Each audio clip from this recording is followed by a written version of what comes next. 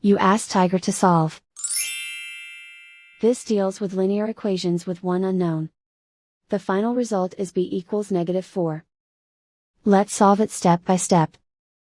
Group all constants on the right side of the equation. Subtract 12 from both sides. Simplify the arithmetic.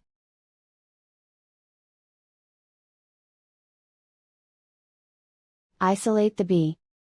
Divide both sides by 3. Simplify the fraction. Find the greatest common factor of the numerator and denominator.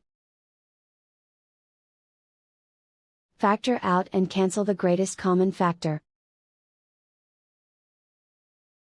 And so the final result is b equals -4.